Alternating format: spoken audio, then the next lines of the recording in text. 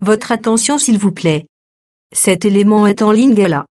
Contactez-nous pour savoir s'il est aussi disponible en la langue de votre préférence.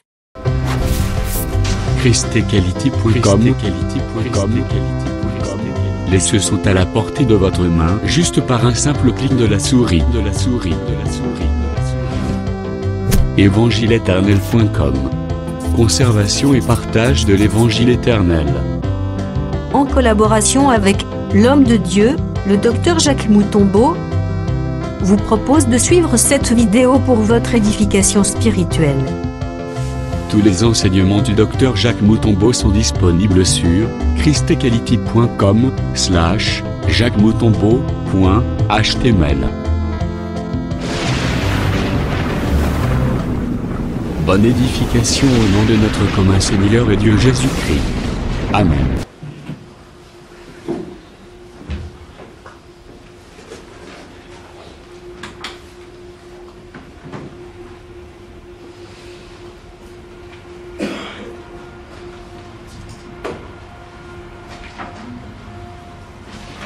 Le Seigneur soit loué. Amen.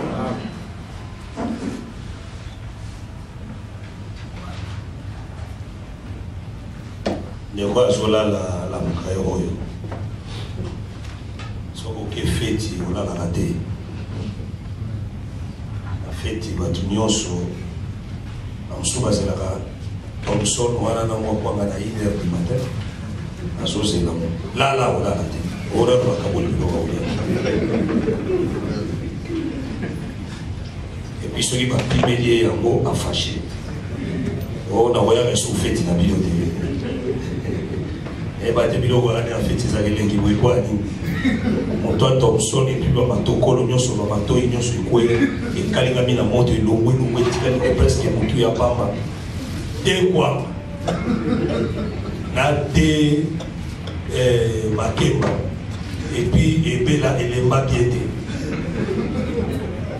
na mbala mibale na te mikate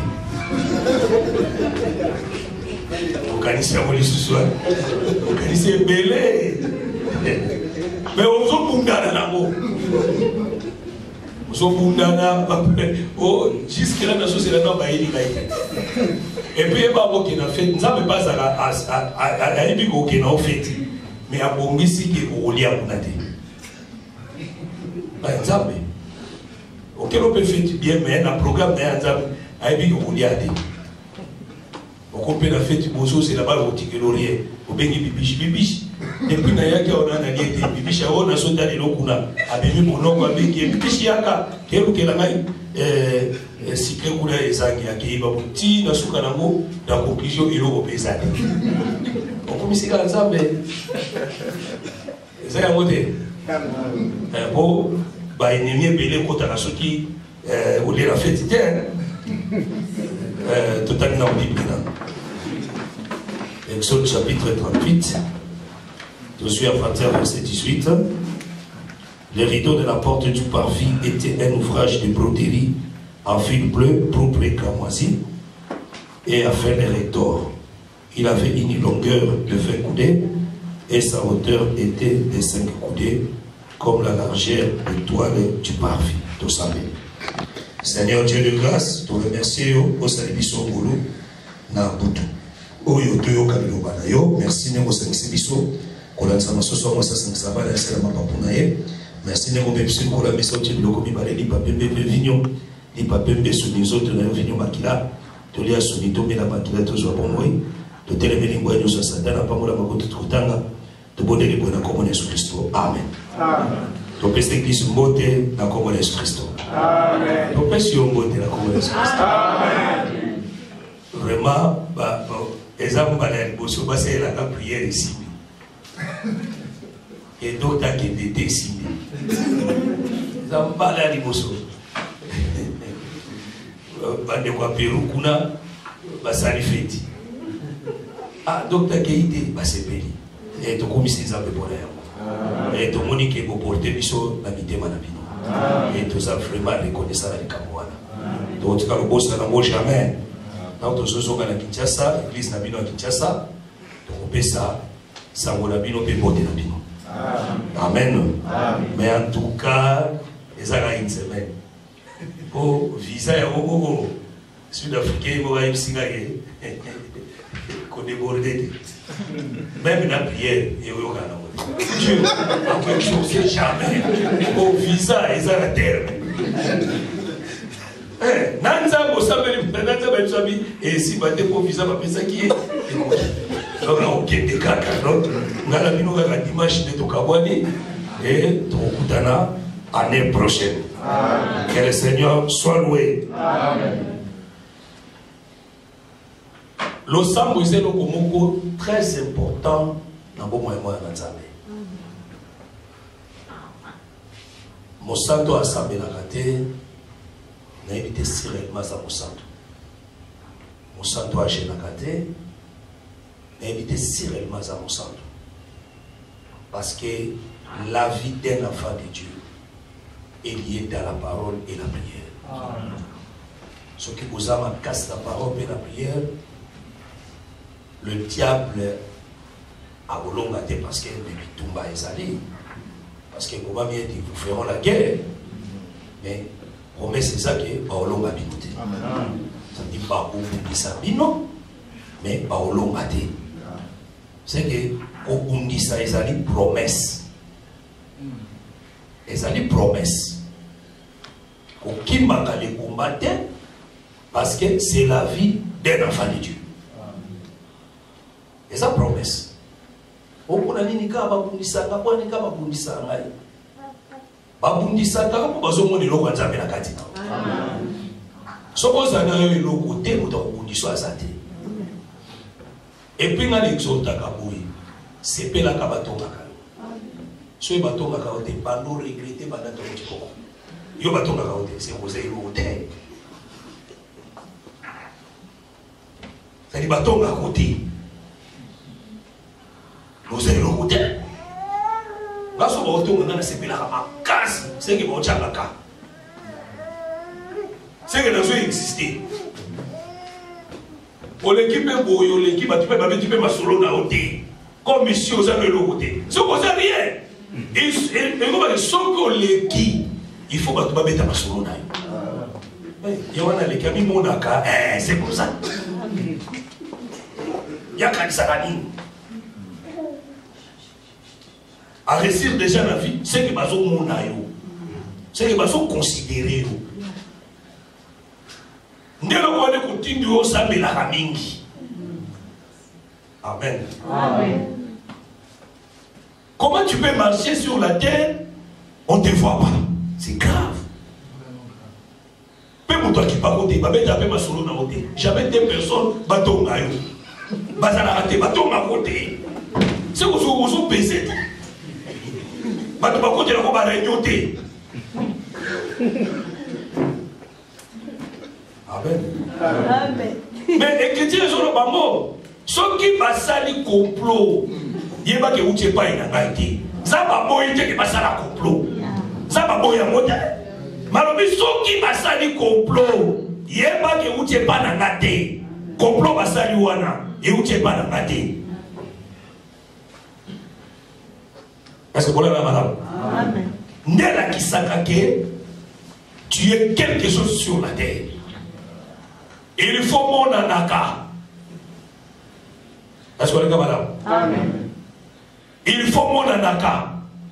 Maman a le magasin d'écriture frère. N'a le pas battre. J'ai un verset. Israël a route d'Égypte. Va traverser la mer Rouge, va continuer le désert. Comme il appelle à Moab, Barak, roi à Moab, à Talika Israël n'est pas soya. Il y a un témoignage qui a mot. Alors, manière le peuple à soya. Ça dit ceux qui tout ça, ils vont vendir. Bakolia biso n'engengombe alia kamatiti. Ça dit il y a beaucoup de confirmer que le peuple c'est tout un bé ou alia kamatiti. C'est que Bangonde Matiti, Israël n'est Gombe. Et Asaïni, à comprendre que non, basa puissant. Ça dit il faut n'affaiblir ma casse. Ce qui diable a son bout, parce que ça va ma casse. Il faut pas ça là qui pas éliminer ma casse pour pas se dominer. C'est pourquoi Barak a dit non, on a bien Balamaya. Balamaya a maudit Bango. Ça dit que ce qu'on commis la malédiction, le monde des ténèbres reçoit domination du colonel. C'est que Israël était béni. Voilà pourquoi Barak a parlé qu'au bas Israël. À ce bas, ce qui diable a ce yo parce que ça m'a cassé. Amen. Nami tuna kamotuna. Jésus bébé sans arme, sans bagarre du corps. Et là, au mon côté, dans Matthieu 2, ba marche, ba mon étoile naïe, ba comme place à Hérode, ba pèse Hérode une nouvelle. Et ça, roi Moko a outi ko otama. Roi outi ko otama. Atanga na shina na moko. Parce que roi outi ko otama. Ça bébé. Tia kolaka. Peut-être que là on kufa ngai. Mais Hérode a tomboki. Il ne voyait pas bébé, mais il voyait ma promesse. Oh, ils ont dit un bébé. Amen. Parce qu'on a bébé. On a ma promesse. Ce qui le diable a bondi saka. Ils ont dit ma promesse. On a na katina yo. Il a vu son étoile. Nous avons vu son étoile. Que c'est lui qui sera le roi. Je peux avoir peur d'un bébé. Attends, la mérite est l'autre côté. Mais Hérode a louki ma soldat n'est pas ma bébé. Pour la ligne pour promesse wana. Ya ko régner et ko samade. Amen église. Amen. Et tant avec Balam peut t'envoyer. Attends les peuple wana. Alexandre Babylone mususwa. Lukuta moye côté ça dit. Otali bya ngoko na moya ngoko sezate. Azoki le pesa ba promettre mbongo mbele. Matali ba bita dans kaoyo. Je ne peux jamais mentir. Ce que je vois, c'est ce que je vais dire. Abina so monde peuple wano le basa peuple bazali mis à part. Dans ce monde bango lokol la lione o ya sa ribo. Dans ce monde bango lokol la ba taureau. Abadi ko décrit l'olema banao de la Israël. Parce qu'on a dit madame. C'est-à-dire il n'y a pas moyen. Alors bien dès ni bateau yon kolo à laquelle il m'a bêté quand la kela mabé. C'est-à-dire le complot dans le Salema. Israël ne savait pas qu'ils avaient un bâtiment comme il balait, baso sur là contre pour la destruction là-bas. Il va y avoir des.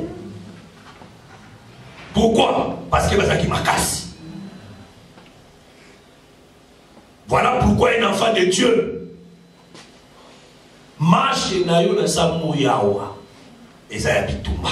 Amen. Mais victoire et ça ngamna. Amen. Parce que sont tambola nanza. Amen. Sont tambola nanza mais bako bundisa lolenge nyoso. Bako tia ba piège lolenge nyoso. Bako tika la kolonga na côté. Amen. Mais nous avons des versets pour l'exhortation sur la prière. Et quand on a on comprendra. Nous avons Lévitique 24, verset 5 jusqu'au Kitamoutier. Tu prendras de la fleur de farine et tu en feras 12 gâteaux. Chaque gâteau sera de 2 dixièmes. Tu le placeras dépilé. 6 par pilier sur la table d'or pur devant l'Éternel. Tu mettras de l'encens pur sur chaque pile et il sera sur le pain comme souvenir, comme une offrande consumée par le feu devant l'Éternel. Dans le verset 9 pour nous gagner temps, ils appartiendront à Aaron et à ses fils et ils mangeront dans un lieu saint, car ce sera pour eux une chose très sainte. Il nous parle des offrandes consumées par le feu devant l'Éternel. C'est une loi perpétuelle. Au moins, Nzambe apesi loi na Moïse. Aibisa rompo na osala. Kosala nini kosala mapa oezali la nourriture ya ba sacrificateur. Maintenant apesi loi pour na kosala mapa wana. Eloko ekamusinga makasi na mapa lobi oti yango parfum. Mapa o ba sacrificateur ba kolia batia ko ensemble. Basui malasi batia na kati ya liba. Tant basui mapa batia likolo ya table de paix de proposition. Ba pile pour comprendre pile. Table tout de suite table yango yo.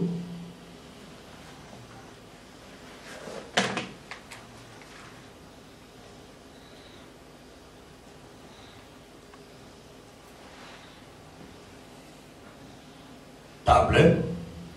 Si koyo ba pile wana la ni balebo. Pour est-ce que papa ne côté à mapa parce que tu as 6 pains. Et ça c'est sur la table de paix de proposition. T'es bien. Tu as super. Ce qu'on va dire, soit ça il m'a pas décidé, bah eu parfum, bah sopi na mapa ensemble. Bah sopi na mapa. Ce qu'on m'a pas wanane, bah sacrificateur, bah kubanda kolia ngo. Ça sera leur nourriture. Je pose la question. Est-ce que Moutako kolia liba bah c'est parfum? Amen. Amen. C'est ça l'importance de l'évangile éternel. L'évangile nous a expliqué au lit, papa, tu as pas fait. Quel avantage? Amen. Libre, on a bâti parfait. Balobini, ça sera la nourriture pour Aaron et ses fils. Et ça, la nourriture n'a pas gros. C'est que ce qu'on a dit, Aaron peut moi na Aaron. Vous avez la nourriture, vous souhaitez. Le pain avec l'encens. Le pain avec l'encens. Amen. Ça sera leur nourriture. Oh! Aaron a bananae bazali royaume de sacrificateur. Parce que royaume de sacrificateur. Ce qu'on a dit dans l'Apocalypse chapitre 1, verset 6.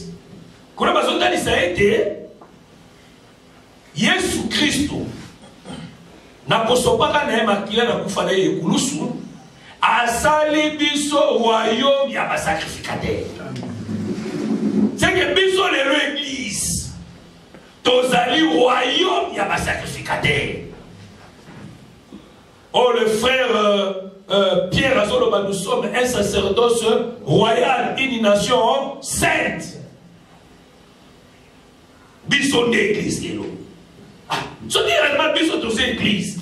Vous allez royaume va sacrificateur. Notre nourriture sur quoi? Notre nourriture, le pain avec l'encens. C'est ça notre nourriture. Amen. C'est ça notre nourriture. Bilal a besoin de tomber à Wana. Parce que le pain là, on va tirer malas na kati babenga le pain consacré. Lipa oye kulisami. C'est que ça la mon lipa pas maté. Elle est le pain, ouais, le pain consacré. Amen. Nous avons gardé l'Exode 30. Les chrétiens sont allés ça. Pour avoir ça la huile d'onction. Huile d'onction, ça là un mélange. Il y a 5 bois, ou bien 5 arbres. Né ça la mélange à huile d'onction. 4 arbres aromatiques. Na arbre moko ya olivier. Né basali ya huile d'onction. Huile d'onction c'est un mélange. Il y a parfait na mafuta. Né ba benga huile d'onction. Amen l'église. Oh, ce qu'on t'a dit mapa. Mapa basala on a dit. Mapa na bazo sala yango na l'huile na huile d'onction. Na olivier, l'huile d'olive. Ne mapa pas ça la mona huile d'olive. Si on voit ma formule, il y a mapa dans la Lévitique chapitre 2. Dans Lévitique chapitre 2, kuna bazota lisandenge ni basara kalipa. Lipa ba kozwa farine, ba chimu na kati, ba zui mafuta ba pétrir yango. C'est que c'est le pain ouais. Ils allaient pas kola. Ce qu'il fait ça na malasi na kati. Voilà pourquoi Jésus-Christ est comme le véritable pain. Le jour où il y a baptême, na maya Jourdain, tant que c'est le jour où le lit pas wenda kiamo. C'est que le véritable huile d'onction, c'est le Saint-Esprit qui était descendu sur Jésus. Amen. Voilà pourquoi Jésus-Christ, comme le pain, où il y a parfait na kati, les pains consacrés, c'est ça la nourriture des saints. C'est ça la nourriture, il n'y a pas sacrificateur. Jésus n'a pas eu à Otea, na Boutou, à Kesambela. Si Azala qui lit pas Oyo, Baché Malasi Nakati. Parce que tout le monde dit la terre, l'encens c'est quoi? Psaume 141.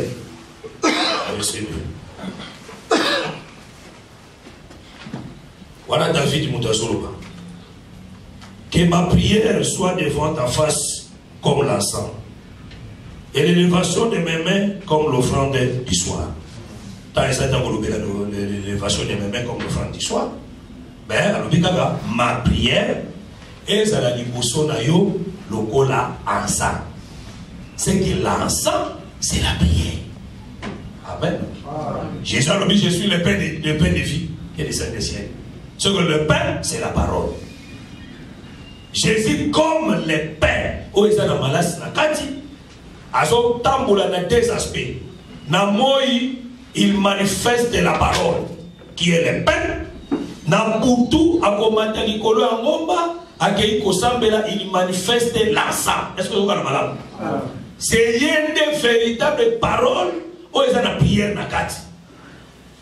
C'est lui. Mais ceux qui bomboté, assemblée de so et Sambela kate, bana kilouki. Assemblée de so et la prière té. Par la sorcellerie. Et puis un ministre qui n'aime pas la prière, c'est un sorcier. Comment un ministre a la prière? Amen. Amen. Quelle parole? Ici c'est la parole, frère. La parole est devenue un homme. On est à Babylone quoi? Kala. Parce que la Bakamonza mais ça va couder. Va couder de ce tika au Kala. Tomata. La parole, Jésus-Christ, la prière c'est une personne, la prière aussi c'est toute une vie. Parce que vous avez comme vie dans la si réellement la prière c'est qu'il faut qu'on homme de prière aussi. Il faut qu'on monte au sambo. Amen. Ou qu'on monte au prière. Voilà pourquoi, dans le le pain c'est la parole. L'encens c'est la prière. C'est que la nourriture, il y a un sacrificateur. Et la parole et la prière. Église évangélique, la parole, parole, parole. Baza Otengama. Baza complété. Amen. Église évangélique, prière, prière. N'est-ce pas c'est cas? Parce que père Otega, biswa wandu, sukalusa, une tonalité on a traversé ma frontière et comme tiao, on a même tonalité. Ça c'est un esprit, hein? C'est un esprit.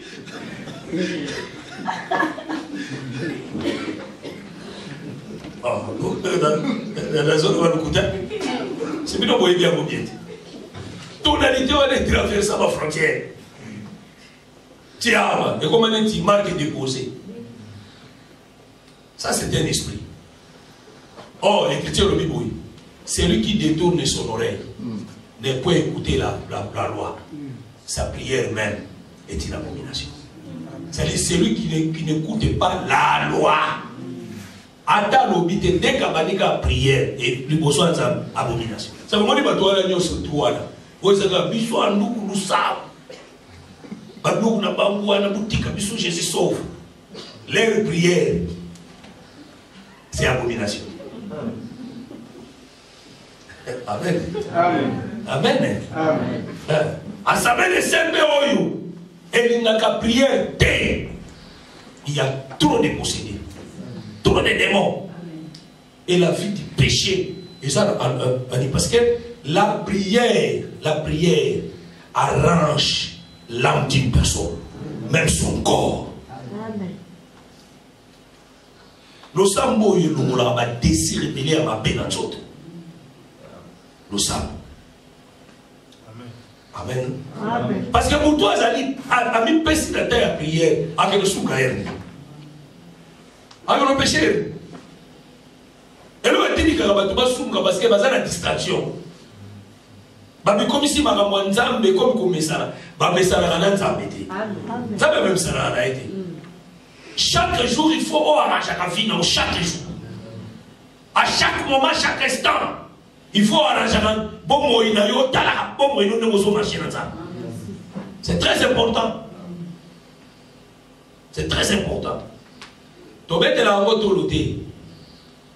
Tu as des souvenir à ça. Amen. Amen. Ça passe à la mission grâce. Moi, je vérifie ma vie chaque jour. Chaque matin, j'ai raison.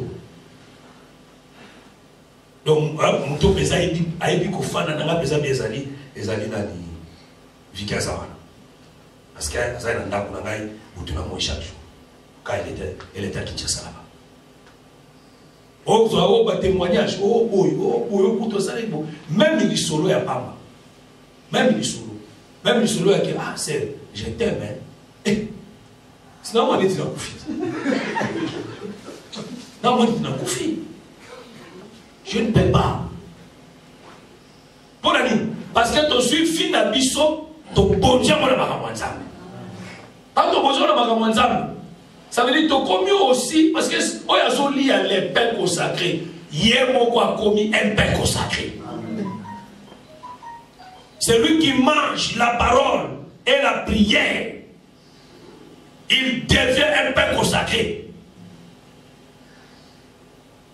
Bah, désir à pas mal dans les autres, on va le parce que nous on a commis contre la carte de Amen, Église. Amen. Voilà pourquoi Pierre, dans acte 6, alors non, dans ma table, tu peux savoir. Mais biso to tikanani, la parole et la prière. C'est-à-dire le pain avec l'ensemble. Amen, Église. Amen. Tous ceux qui tuent sous dans 2 Corinthiens.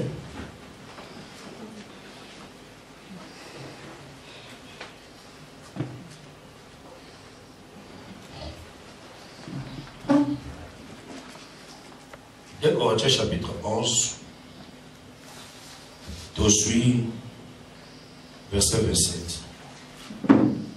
2 Corinthiens 11, 27. Le frère Paul a expliqué ma parcours et n'a pas Jésus. Dès que vous avez fait un parcours, vous avez témoignage de votre Jésus. Hein? Pas bien l'expérience personnelle. Comment tu as marché avec Jésus? Est-ce que tu as des témoignages? Il y a parcours, il y a foi là, qui est aussi combattu. Au Koyate, malgré les pépés, malgré les kakata, malgré ma difficulté, malgré ma combat, mais au garde la foi.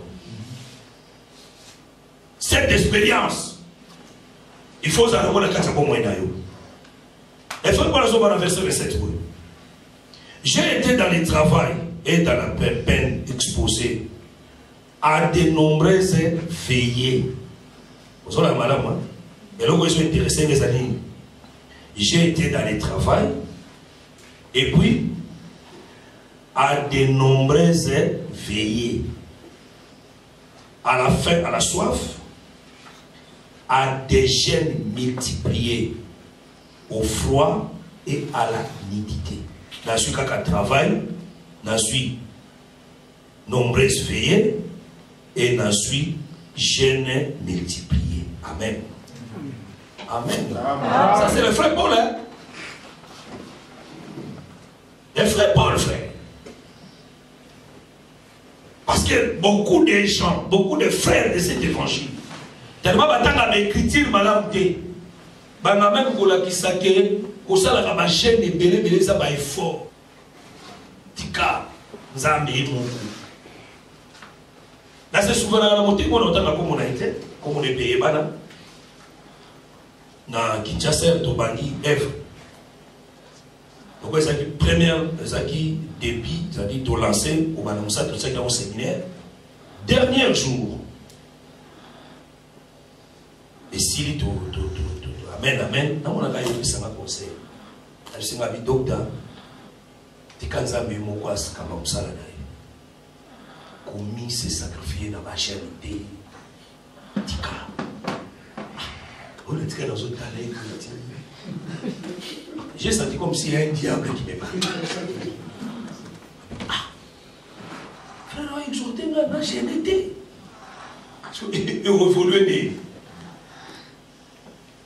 C'est ça. Oh, les frères de Tanzanie, il était dans les travail. Na katia musala ya Nzambe. Na ba veillé, nombreuses veillées. C'est-à-dire, à veiller plusieurs fois. N'est-ce pas ça, on doit battre une sauter. Les frères Paul, la salle, on va les belé. C'est qu'il faut dans la vie d'un enfant de Dieu. C'est un esprit, il y a sacrifice.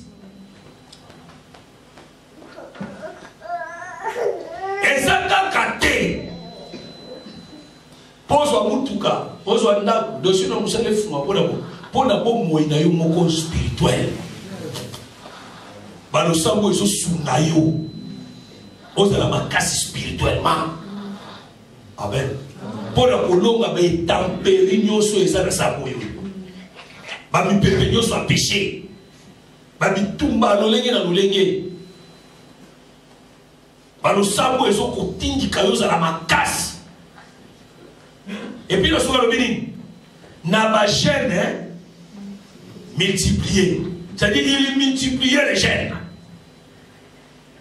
C'est que surtout dans les frères Paul, il était un homme de prière, un homme de sacrifice, frère.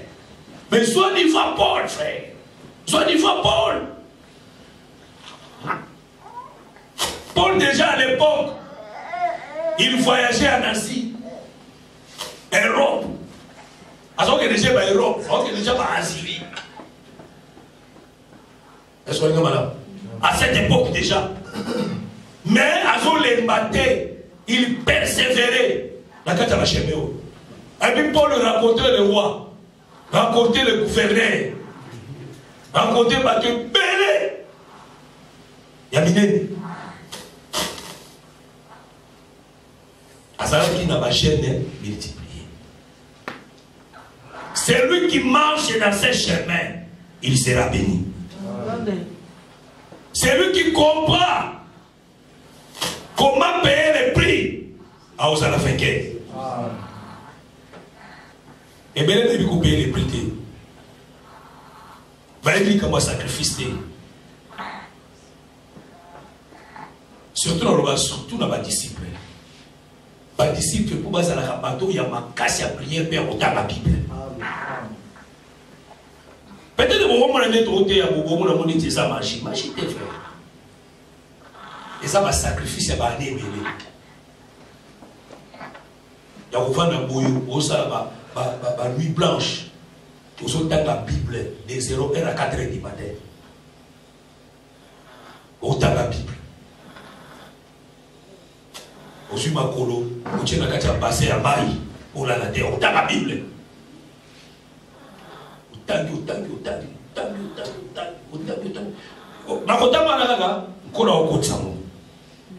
Mais critiquer les enfants, la sacrifice, ma prière. Bon, ça m'a l'air moutou. Bon, on va prier pour 30 minutes à l'ennemi.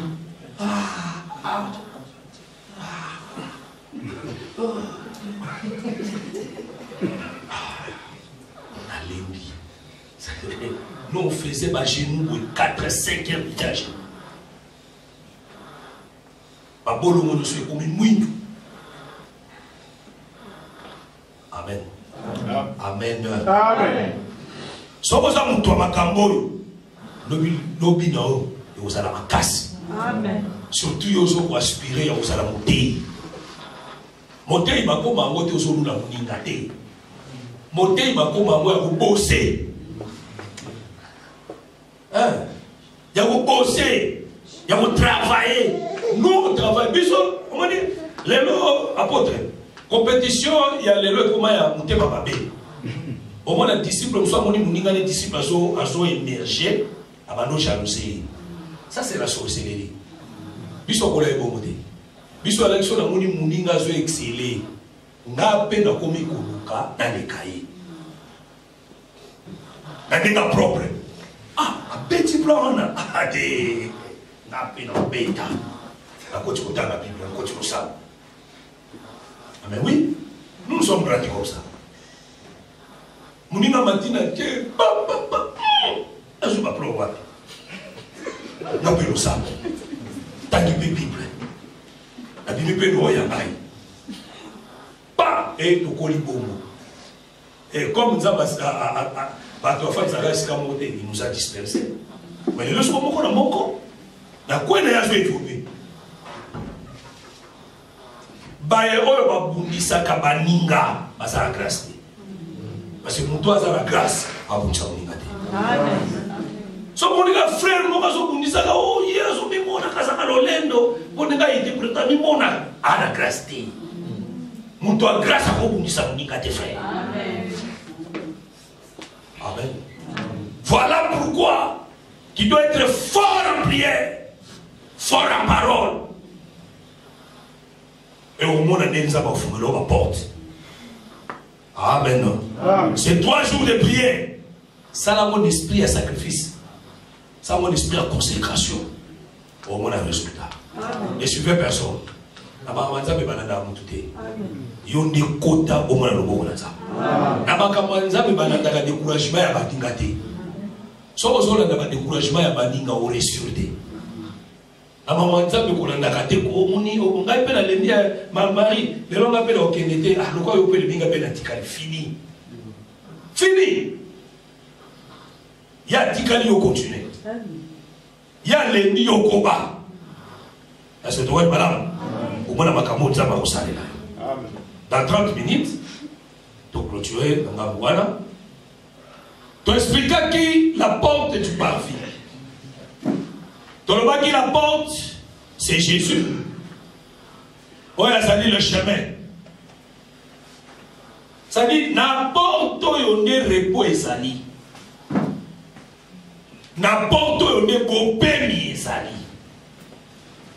Ça dit, quel que soit fardeau d'ailleurs, quel que soit péché d'ailleurs, porte à cela qui sait que je suis un homme d'amour.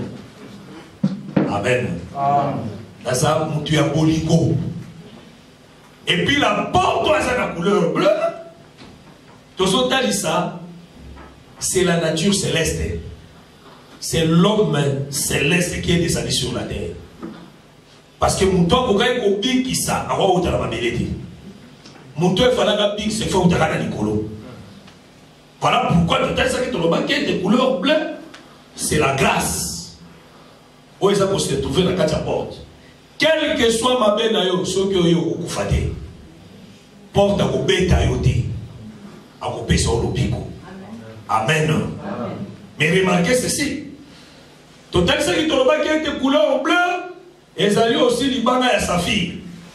Mais ce qui te dit dans Ézéchiel chapitre 1, la Bible total ça lui était Namutu ya le chérubin, et ça lui na ciel mokoana loko la libanga ya safir loko la trône c'est que libanga wana ya safir ouais ça dit dans le ciel tout à dans l'écriture voilà et sur le belande les trônes la dit aussi mbamona Ézéchiel chapitre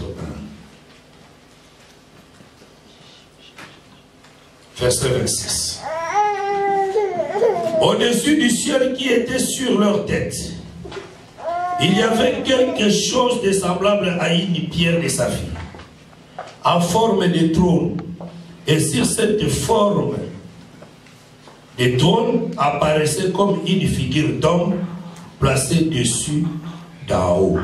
Amen. Ça dit, ça. Na Moutou ya chérubin. Je suis là. C'est ma papa. Parce que la chérubin, voilà, ils ont un mystère de mêlé. Chérubin, voilà, ça, ma papa. Mais na c'est ma papa, le beau, ça dit. Ça va mystère de mêlé, na quatre, on te le connaît. Total, ça qui te le bas, qui est que, puisqu'on a Moutou, et ça, na ciel là. Ce qu'on a ciel là, ils ont dit pas le rôle à saphir. Ils ont saphir, na forme ya trône. Ce qu'on a kati, ils ont des longimoko et paraître. Est-ce qu'on est comme là? Ça veut dire trône wana, c'est toute une personne. Amen. Ils ont des moutumobimba. Voilà pourquoi. Ce qu'on a dit, on a avancé les sous. Na sona ba hotel c'est ba olobaki na kati ya trône wana il y a l'arc-en-ciel. Au l'arc-en-ciel ce qui paraît c'est que ça va au discuter. C'est que trône wana c'est le trône de la grâce. Par rapport aussi à Paul chapitre 4. Celui qui était assis sur le trône azalaki environné dans l'arc-en-ciel. C'est-à-dire l'arc-en-ciel na kati ya trône nous voyons la grâce. Ce que trône yo les alliés à saphir, c'est-à-dire les alliés couleur bleue. Voilà pourquoi la femme adultère, tant bakanga qui est. Madame bakanga qui est, ma disciple à Moïse. Tant bakanga qui est vers Jésus. C'est une façon qui est vers le trône de la grâce. C'est que Babo Bazala qui Moïse qui était le pédagogue. Oui, ils ont dit comme Mabiso vers la grâce, vers le salut. Est-ce qu'on est comme là? Tant qu'on même pas à Jésus, à Okoufate. Jésus a pensé pour moi. Il y a mon frère Paul a expliqué mon Galate dans Hébreu 4. Alors, il dit dans Hébreu 4, tout à l'heure. Alors, on a dans Hébreu 4.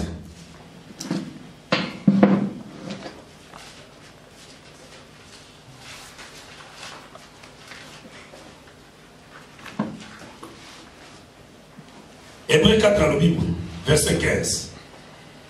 Car nous n'avons pas un souverain sacrificateur qui ne puisse compatir à nos faiblesses. Au contraire, il a été tenté comme nous en toutes choses, sans commettre des péchés.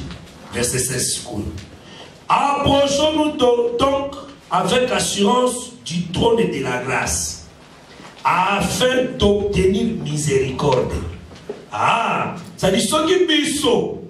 Na ba faiblesse to ça nango yena ko compatir la faiblesse comme ça ceux qui doivent s'approcher devant le trône de la grâce, première chose to sa miséricorde, c'est que le trône de la grâce pardonne.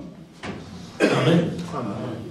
Approchez-nous devant le trône de la grâce, ceux qui vont pousser de besoin miséricorde.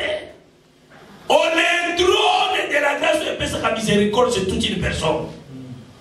Et ça, qui va sa fille, c'est le Seigneur Jésus. Il y a miséricorde à Olympisayo. Après Olympisayo. Approchons-nous donc avec assurance du trône de la grâce, afin d'obtenir miséricorde et de trouver grâce. Aussi, miséricorde peut retrouver grâce. Amen. Amen. Pour être secouru dans nos besoins. Voilà. Amen. C'est-à-dire, le frère Paul a expliqué à ma c'est-à-dire, toi approcher devant le trône avec assurance pour obtenir miséricorde.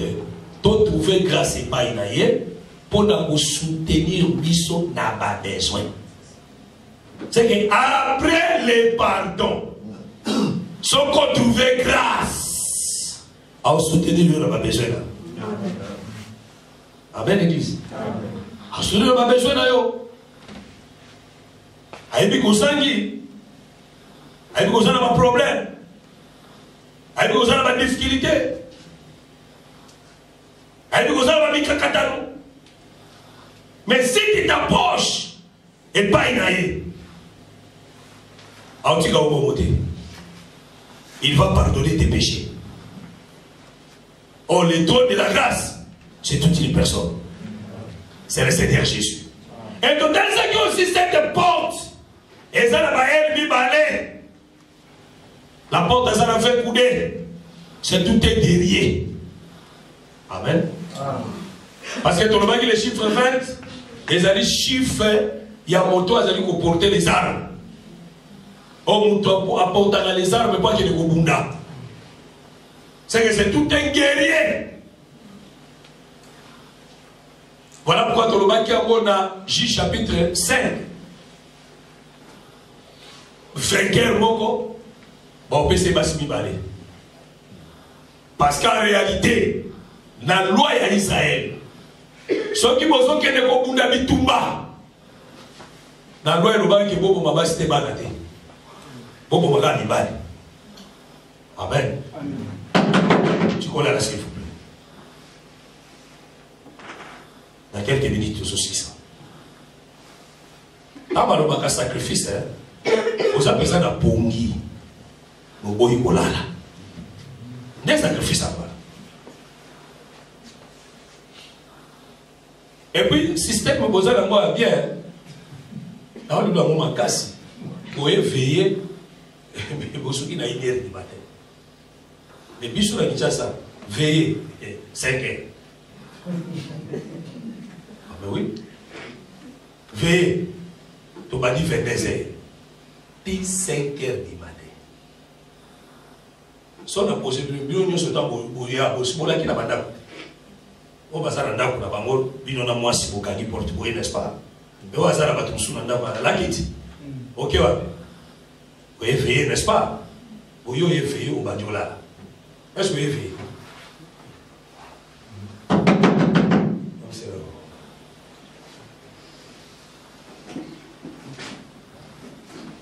Bon, la caille déjà qui est veillé. C'est bon, la caille qui n'a pas. Bon, la qui n'a qu'à veillé. À ce que vous avez veillé, il y a qu'à veiller à ce. Et ça, bon, loi Israël, combat, par contre, ça, des mobali, soit qui bitumba, par contre, n'a pas cité. Par contre, n'a mibali. Ça dit, bah, bomi mibali, bah, je suis basé au la pité. Bah, ça, le la pité de guerre. C'est long, il y a un Deutéronome 21 bobi. Soko kei bitumba, olongi bitumba. Soko okangi, bah, prisonnier. Bah, prisonnier. Parmi ma prisonnière, ce qu'on s'appelle na moi si moko na kati. Oba na ya ko moi si na yo. Deutéronome 21 bibo. O reçoyer. O compte na kati ndako na. O kata e manzaka. O kata e suki. Akole la tata na mama na pendant 1 mois. Si mandé a komi moi si na yo. Après ce qu'on s'appelle kotikae, kotikie. Loi Israël nous te le bibo. Ça dit, on peut ça privilège, on peut ça privilège na vainqueur. Amen. Ça dit, les vainqueurs sont comme vous n'avez tout balongi au balouana. Parce que mon balouana, c'est le col là, puissance qui dominait les femmes. Amen. Amen. Comme une puissance qui dominait, selon les femmes pour le Négaloubi. Moi, je suis marié. À Kokoma libre, quand je suis mobile, je suis pas besoin de marié. Parce que les frères pour les amis, ils sont les Kambouana. Moi, je suis marié. On va baisser les mots malibana. Et on va baisser les mots malibana. Il y a 4 vanda. Na mobile wana bazo sala l'impudicité organisée. Hein? Au succès, ma frère va avoir courage. Ici, pasteur, bon, moni, pasteur, mon conseiller n'a mingi, mais il a des autres. Mais je suis certain que je suis sûr que ceux qui collent sur Kingaï, non, pas ça pour moi. C'est l'impudicité organisée. Na yo, na se. So ka lève mal les bon guider. Bon dikala. Bon dikala très bien. Donc ce qui lui est beaucoup. Destination enfer. Vous irez en enfer. Dans ce cas-là, on va s'encourager à déranger, à faire chaque jour. Pesamo. Tu vas faire. Ah, bon, peut-être, ma sommica.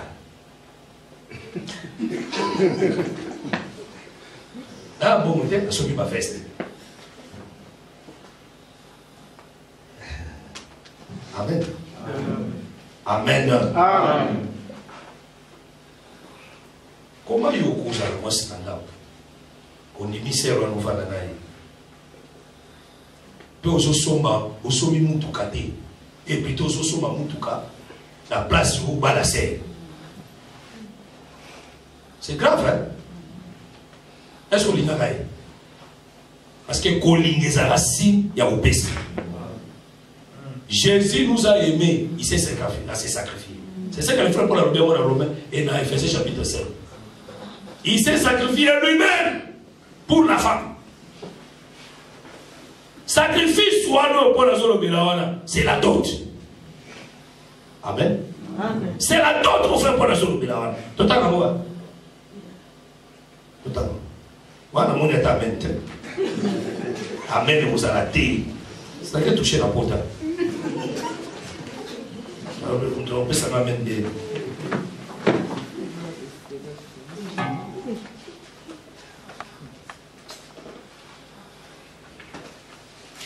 Verset 5.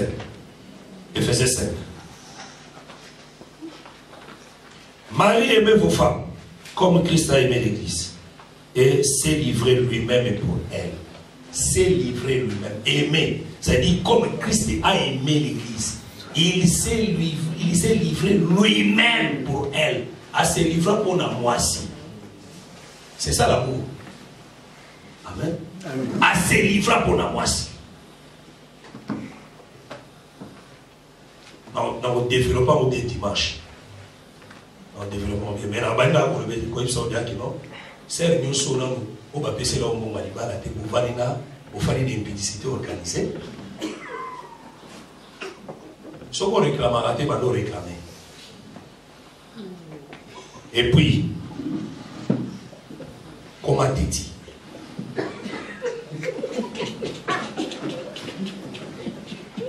Comment t'es dit la catégorie?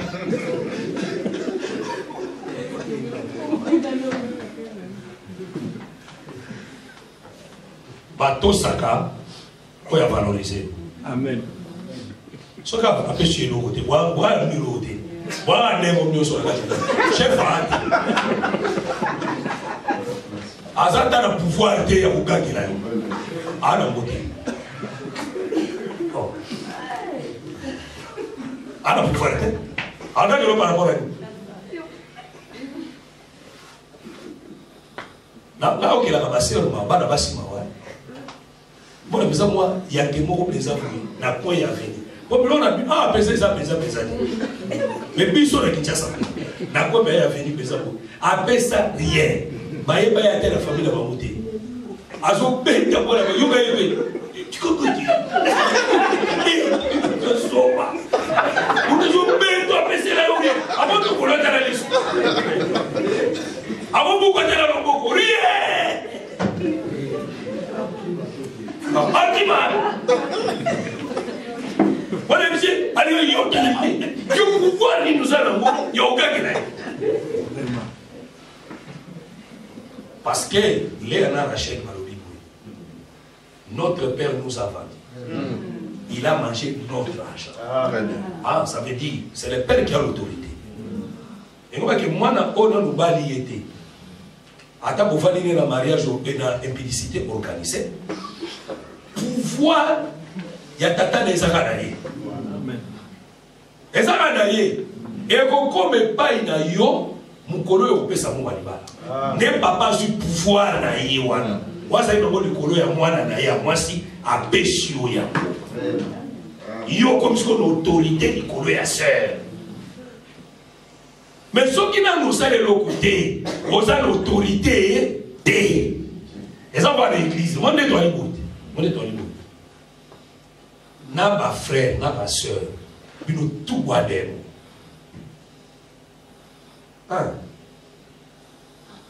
Ils ont tout guardé. Frère, il y a l'église. Avant, on a dit la certitude. On sait bébé chiaka. Tu vois là, yo frère, courage nous. Yo oswelese blama, yo sanan. Vous êtes le pareil. Tu vois ce qui sert à boy, oh écriture, mais femme soit soumise. Femme soumise, c'est Dieu. Il y a se soumettre dans yo sanan. Tu n'as pas le pouvoir d'envoyer une sœur. C'est un aimé. Ah, c'est pardon. Hein? Est-ce que nous sommes là, gata, crédit n'a pas été. Ah, ok, frère, là, qui nous sommes là. Ce qui n'est pas bouilli. Au sein des beautés. C'est ce que je vous dis, frère. C'est ça la doctrine. C'est ça. Yo, on va dans ton nom, c'est où le calobi n'a quoi, on se fait la gamme là-bas. Ah. Même dans il y a ma parent. Vous en avez des couleurs à Bassi. Titi, je suis là-bas, là-bas. Alors, il y a des gens qui sont là. Yo, on a joué sous là, maman n'a pas dit. Eh, Titi, moi, ça va, moi, c'est là. Bah, là, moi, c'est là, je suis là-bas. Titi, là, moi, moi, c'est fan. Yo, bah, courage, nous, ça, là. Na maman na bino mupagano. Ayebi ko ça na pouvoir, il faut aller pour la place. Quand l'église. Dans l'église. Amen. On m'a dit vous allez sous contrôle du ministère. Amen. Sous l'autorité du ministère. Et puis, le mal à ma frère, il faut pas éviter. On est célibataire. Qu'est-ce que ma sœur va célibataire? Ah, le cannibale. On a qui me a dit. Moi, j'ai dit, soit là, là, la masse pour lui. L'objet au que le bon c'est la maille, ni la maille, la bon c'est lui. A d'un espoir. Vous savez de la joie. Yosko Costa la Boma.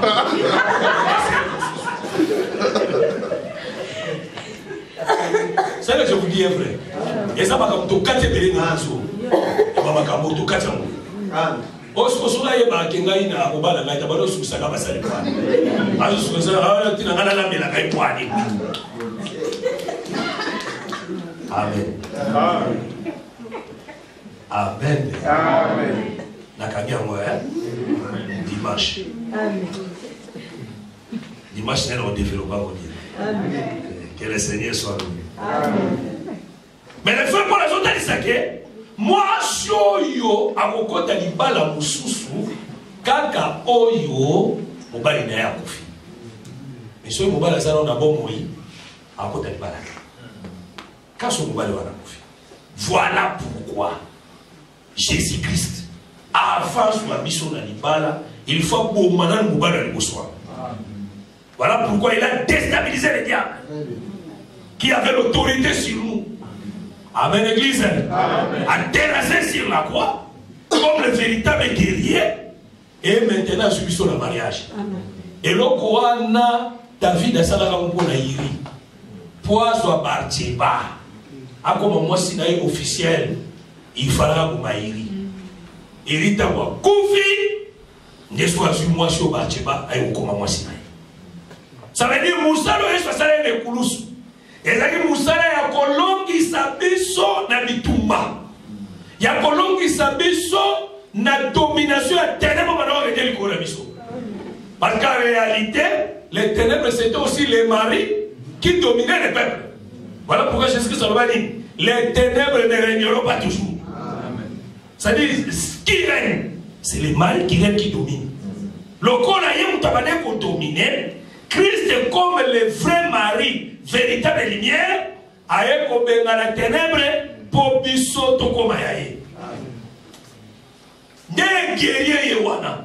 Et Trobani, Azoya ko délivrer peuple. Il de ma elle mi baloyo. Et sur la Israël a mis sur la nation. Oh la porte, c'est guerrier. C'est Boaz. Amen. La porte, c'est Boaz, frère. Parce que les guerriers, il faut avoir la vigueur. Il y a Lyon. Il y a la force à Lyon. C'est Jida. Il y a Moana, Rite chapitre 3. Boaz a fait sa conseil dans Rite. Elle s'est l'homme. Boaz a mokende ko sala musala na bilanga. Mais kende tango akei abi ko découvrir dans ma colonité. C'est alia amegala to solo bali kabwana. Et l'homme se fait la carte wana frère. Et c'est là il est. Et ça. Tango aye nasimanaye koli ape kolala. Rita e kolala na makolonai. Na kacha mutu ayoki ke ezala mutu asalia. Boaz ala mutu. Loko la salia ki ameli.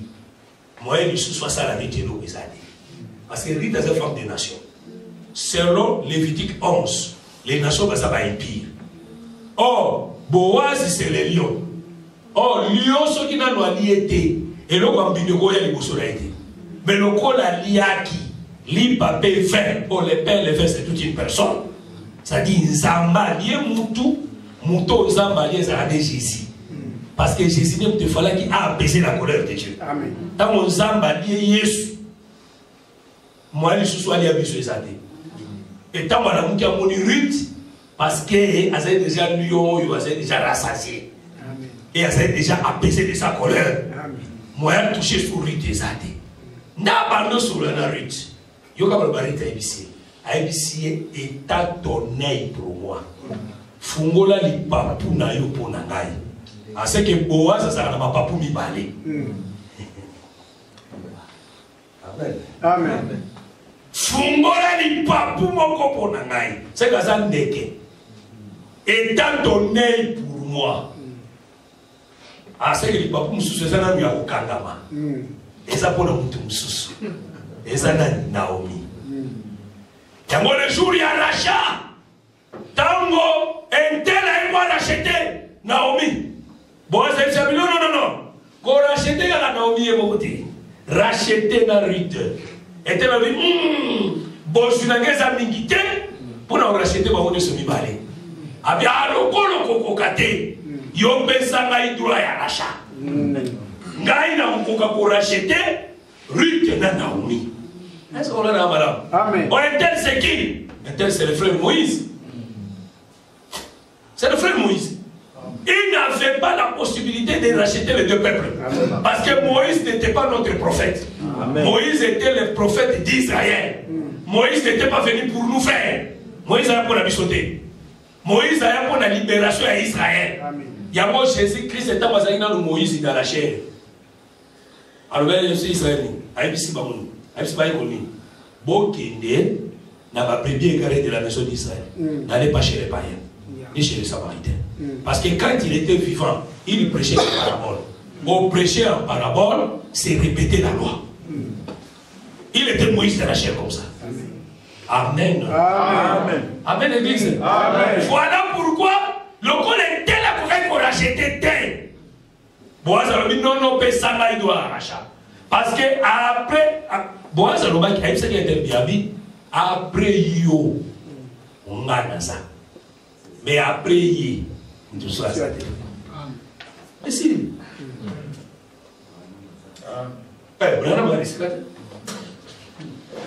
Et donc on est qui dans la réalité. Jean-Baptiste est là Jésus.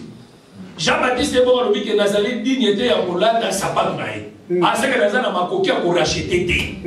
C'est que après Jean-Baptiste, c'est Jésus.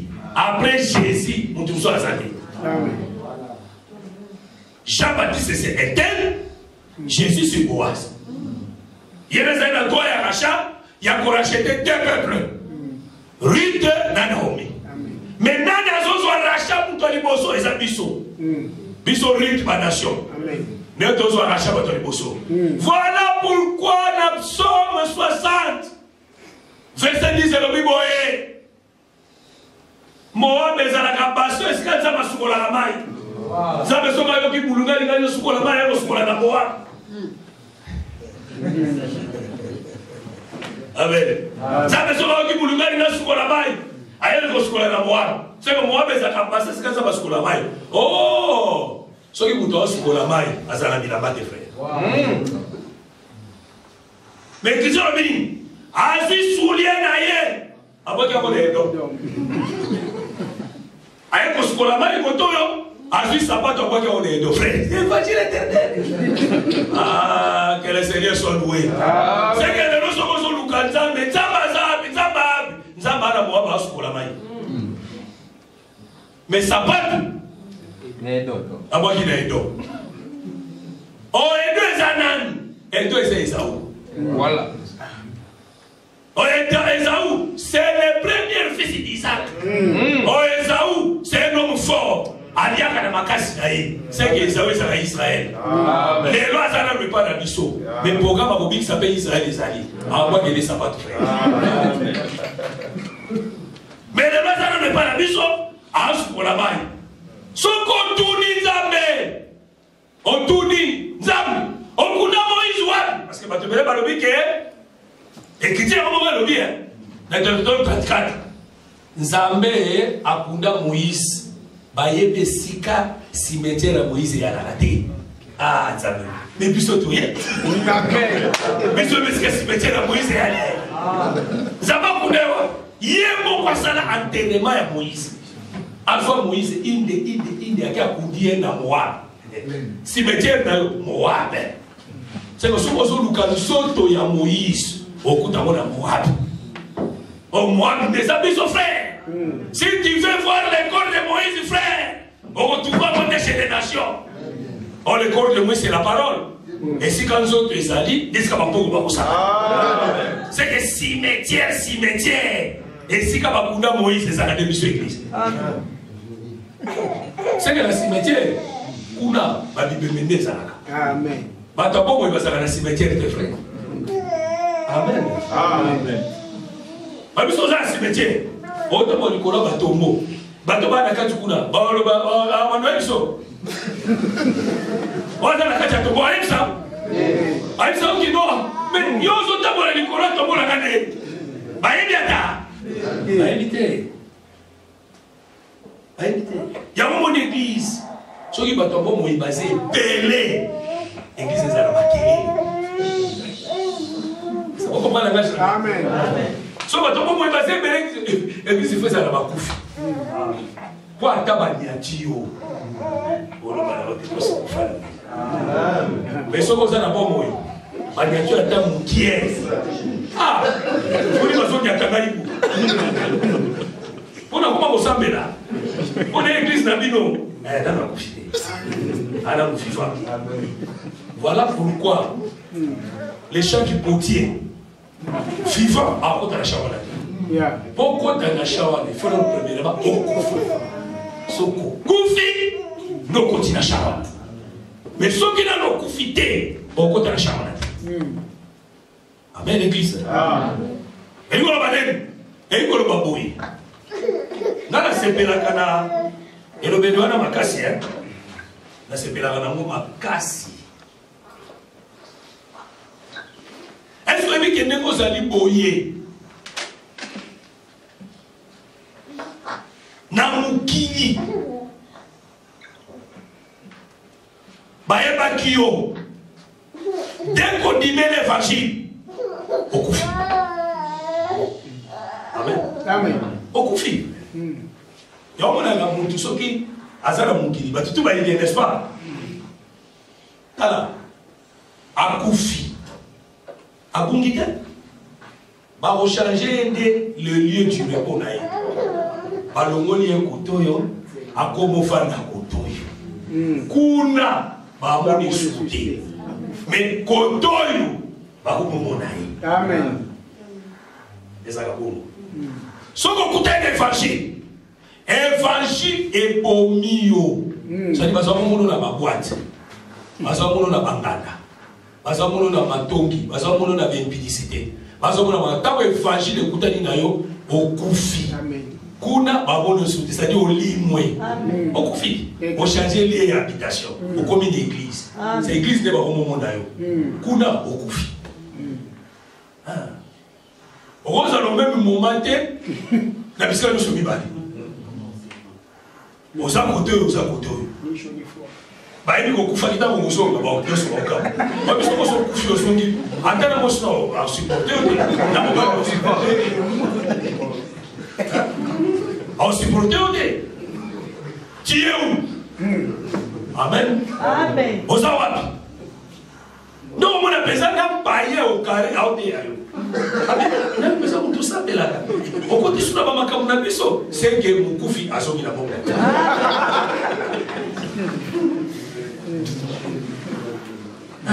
Ni chaud, ni froid. Là, tu deviens chauve-souris. Bon, chauve-souris, les oiseaux impies. Et ma sur l'hôtel. Les oiseaux impies. À l'hôtel. Amen, Église. Amen. Voilà pourquoi. Bisous ton email l'évangile. Tu reçois beaucoup de la macamoukilité.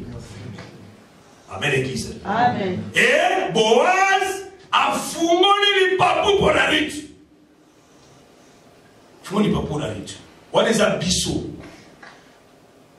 A fumé les papous pour Israël après la réforme de l'Église. Israël aussi sera aussi sauvé. Est-ce qu'on a la parole? Amen. Voilà pourquoi les guerriers véritables qui combattent nos maladies, qui combattent nos difficultés, c'est lui qui nous a délivrés sous la prise du malin, sous la prise du diable. Alors, Bini a dit, je suis venu rendre libre les opprimés. Ah, c'est faux, ça l'a guéri.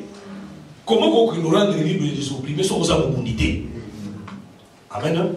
Oh, a dit, je suis venu libérer les captifs. Comment ça, vous avez mobilité? Amen, Église. C'est que Jésus déclarait la guerre. Jésus a dit, il captif va aller. Oh, captif est banane. Captif est mis son peuple. C'est que ça, tout le monde a rendu ma captif. Parole wana et qui s'availle sur la croix. C'est là où Jésus a libéré qui m'a captif. À rendre libre les opprimés. C'est que nous sommes opprimés, dominés par le diable, par des maladies, par des difficultés, par une puissance et un monde de ténèbres. Jésus, comme le vrai guerrier, a été libéré. Amen. A été délivré. La chose que ça va dans le bagoui. Ezara Naomi, Ezara Boa, Ezara Ruth. Bamonyo surtout bazari na étiquette. Ya basi bakufela mibali. Amen. Amen. Bazari na étiquette à ma belle autres là-bas. Voilà pourquoi Naomi a mis Benagi Mara. Abi Bobenanga Naomi te, Bobenanga Mara. Mara signifie la mère, la malédiction. Ça dit, Bala Misa de Bakoufi et Bala Mibale Bakoufi, d'abord Bala Bakoufi. Ça fait 3 personnes. Abino no Bobe Gangamara. Oh, attends le loba Bengi Omara.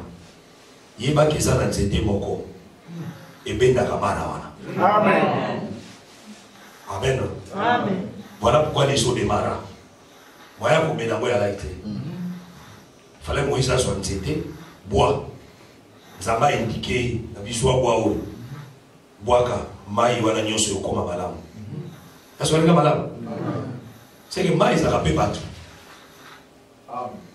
Les eaux des maras. C'est dans Genèse 49, verset 1. Jacob a benga Ruben. Primaire mon premier né, vous avez dit les eaux impétueux. C'est-à-dire les eaux, ils ont monté. Ma, ils ont monté. Maya Marawana, ils ont monté. C'est l'image d'un peuple. C'est l'Apocalypse 17, verset 15. Les eaux que tu as vues sont les peuples des langues et des nations. C'est-à-dire un peuple qui était sous la malédiction. Non, on dit Mayo. Aux Amara. Montalinga goûté kakao goûté kakao. Ah, bon. Dans le mariage, ma maudissa au coco d'alibarate. Ma maudissa au coco bongate. Moussala de au soit beauté. Parce qu'aux Amara, je te présente pour mon corps pourquoi. La bouteille, à sa capable, il y a aussi ces bololo à l'agneau. Ça capable ya kolongola merti mwana nyonso ya kokomisa tout ya bato balinga yo bamela yo bonga ya kitoko bamela yango komela ça aussi ko accepter mutu ko agréer mutu yo na kondima yo na ko agréer yo ba projet la nyonso atosa yango malamu ndenge nini na suki ko maka d'échec tikola ba projet so kosala na souke zanga un échec. On les boit là. On est si saka bololo. On est le bolala mertim. Son nom c'est Boaz. Boaz n'a pas été ouana. Assisté bololo nyonso ya Naomi. Naomi a commis une femme de valeur. Barobé dans les solos de lobby. Assisté bololo nyonso ya Ruth. Et n'a soit assuré yo. Kolo a kolongola bologno sur la kacha bomwena. Amen. A comme sur la valeur. Amen. Soko zondi mokumona makabola kacha bomwena. Amen. Soko zondi mokumona miracle na kacha bomwena. Amen. Soko zondi mokumona makamana ko kusama na kacha bomwena. Amen. Atabachaki basinya malédiction na usoto na yo kola solongola. Amen. Waweza biloko msumo yo mona mwezate sont des choses spirituelles. Sont des choses spirituelles. Mungela zo mono boy. A mono lokola lion. Bolongole il a mon eh azaka bolongole uso bitu ngana salini non ezaba biloko ba chauna nzoto ezaba biloko mapema pakola na nzoto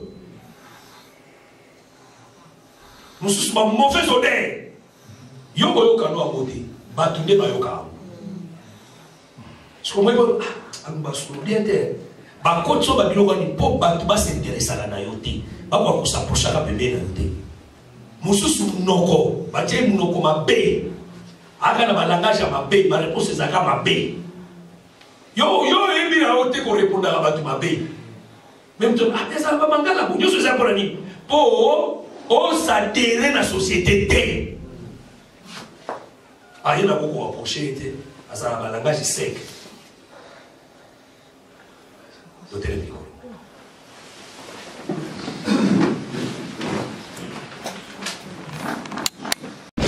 Merci d'avoir suivi ce message et que Jésus-Christ vous bénisse. Si vous avez une question à l'intention de l'homme de Dieu, si vous voulez que l'homme de Dieu prie pour vous, si vous voulez vous confier à l'homme de Dieu, ou si vous voulez tout simplement bénir l'homme de Dieu, contactez-le directement si ses coordonnées sont disponibles depuis sa page. Sinon, contactez-nous et nous lui transmettrons vos préoccupations. N'oubliez pas de faire un tour à notre page évangélisation pour voir en quoi vous pouvez vous rendre utile à Christ par cette œuvre. Que Dieu vous bénisse tous. Amen. ChristQuality.com. Les cieux en un clic de la souris. Évangile-éternel.com. Le site de l'Évangile éternel. Christ et Quality Fondation, équilibrer la manne ramassée dans le désert de sorte que chacun ait un numère.